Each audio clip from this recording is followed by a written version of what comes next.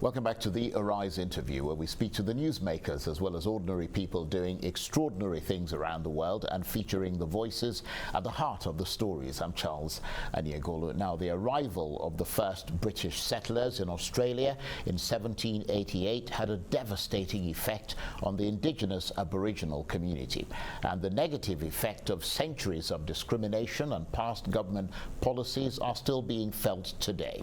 Well, now the state of Victoria has announced an inquiry into the impact of colonisation on Aboriginal people. It'll be the first probe of its kind in Australia.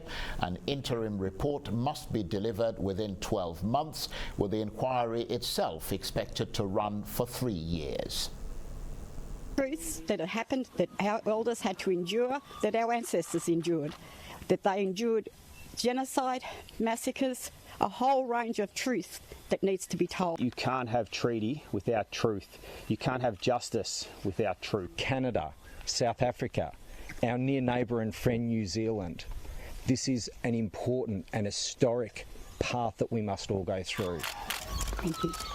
Look forward to whatever comes out of the First Peoples Assembly around this issue, but we need to make sure that Victoria works on closing the gap indicators and improves the outcome for our Indigenous community. Well, for more on this, let's cross to Perth in Western Australia and speak with a Nigerian-Australian pastor, Dr. Franklin Eweama, who is the director of Veritas Family Limited, an NGO that works with vulnerable Aboriginal communities in Australia. Thank you very much indeed for joining us. I know it's late at night where you are, because you guys are at least 7 hours ahead, but I appreciate the time. What will this inquiry be looking at? I understand it's a sort of truth commission modelled after the one in post-apartheid South Africa. Yes, you are right. This is one of the most important inquiries that has taken place or that is about to take place in Australia. Just as you said in the introduction, the Aboriginals for the past 233 years have suffered a lot of injustices in the hands of the white settlers in Australia.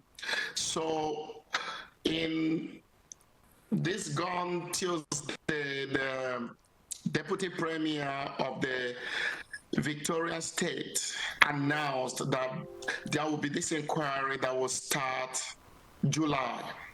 We are hoping that this inquiry will be looking at the massacres that took place in Australia from 1833 to 1928. A lot of communities, Aboriginal communities, suffered injustices and massacres. So we believe that this will be a turning point in the history of Australia. And also we are looking at that this will set a precedence for the federal government to call for national truth-telling inquiry in this Australia. Right. Well, I wonder if you could tell us the sort of work exactly that you do with Aboriginal communities in Perth, in Western Australia, where you are. As you know, or you might have read that the Aboriginals, especially the Aboriginal youths, are more they are more to go into custody. I mean, they are to suffer. They suffer. There is a health gap between the Aboriginals and the non-Aboriginals. And in the past decade, around 400 youths, the Aboriginal youths, have died either in the custody, right in the prison, or under arrest. So for us, we we go into the Aboriginal communities, speaking to the Aboriginals, and also making case for them with the Australian government, speaking to the Australian government, speaking to the different parastatals about the situation of the Aboriginal communities. Right, okay, and just to return to their plight, as you mentioned earlier, Indigenous Australians say that colonisation was a catastrophe for them. Not only did they lose their land, they say that the intervening period, or in the intervening period, their way of life, their culture, have all been under sustained attack. So after 233 years of violence and dispossession, is it a bit late for the truth to be heard, or is it never too late? Well, if I may borrow the words of one of the Aboriginal MPs, Linda Bonney, who is the opposition spokeswoman, without truth-telling, there cannot be any peace.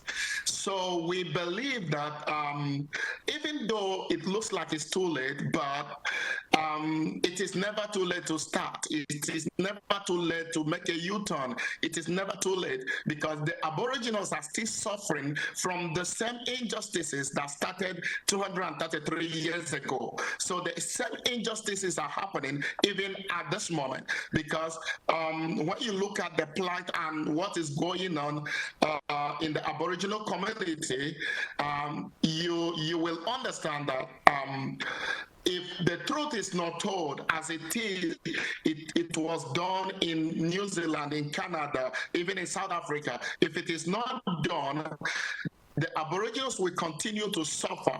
Aboriginals will continue to go through the same thing their forefathers and their ancestors went through. Well, absolutely. And of course, in getting to that truth, they're going to have to go through, as you said, almost 250 years of history. They've got to look through all that. And this is just one state. I think you mentioned this briefly earlier. Do you expect that the rest of Australia will follow a similarly reflective path? Yes, of course. We believe that with the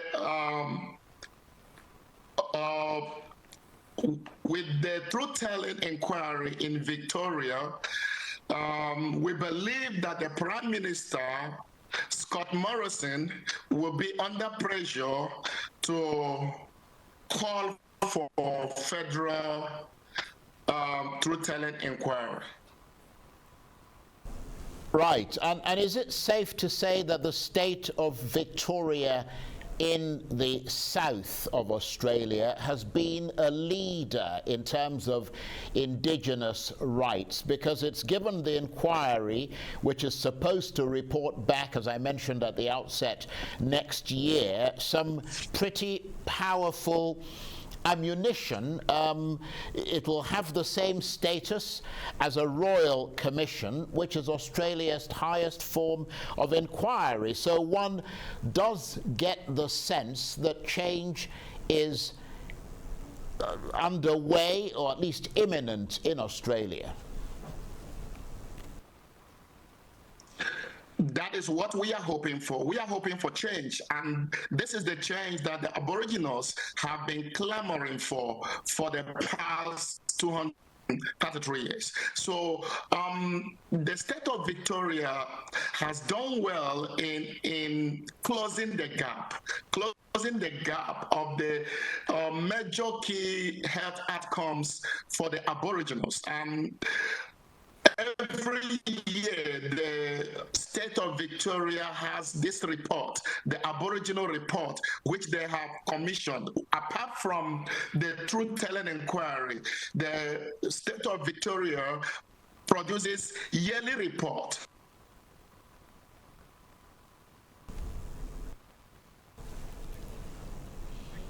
Okay, it looks like we lost a pastor there who was talking to me from Perth in Western Australia, but obviously clearly very passionate about what the Aborigines have been going through. From what he said there, he'd been working closely with the community.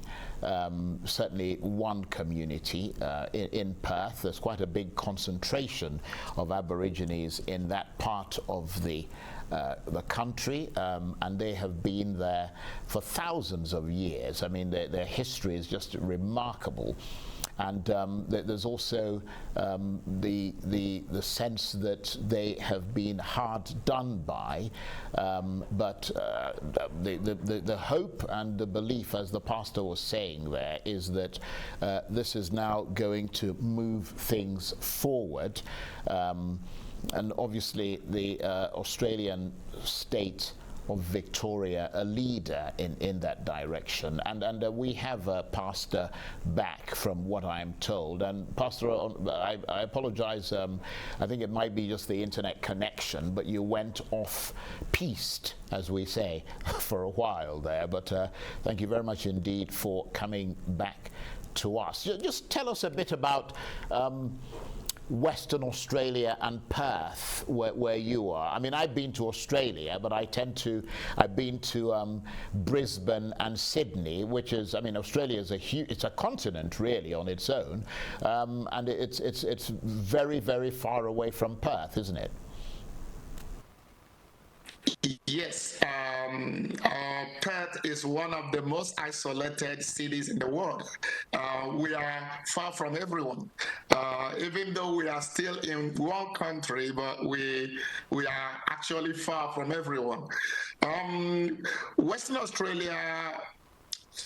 In Western Australia, we have been working hard with other organizations, other churches, and other groups to speak on behalf of the Aboriginals, because the same thing the Aboriginals are passing through around the whole country is just the same story.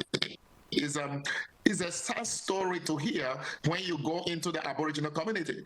And you may be surprised that when you enter into some of these communities, you will not agree. I mean, you will not believe that this is Australia.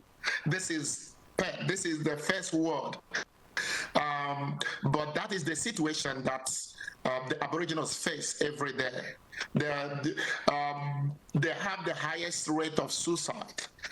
We always go in there to speak to the young ones. Their young ones are more likely to die young than any of other groups in Australia. So this is the sad situation of the Aboriginals, even in Western Australia here. Well, I mean, it sounds terribly challenging, so one can say that this inquiry coming up, that change has been long in coming, but at least it appears to be starting. I want to thank you very much indeed, Dr. Franklin Eweama, who's a Nigerian-Australian pastor and the director of Veritas Family Limited, which is an NGO that works with vulnerable Aboriginal communities in Perth in Western Australia. And you're watching the Arise interview. Plenty more still ahead.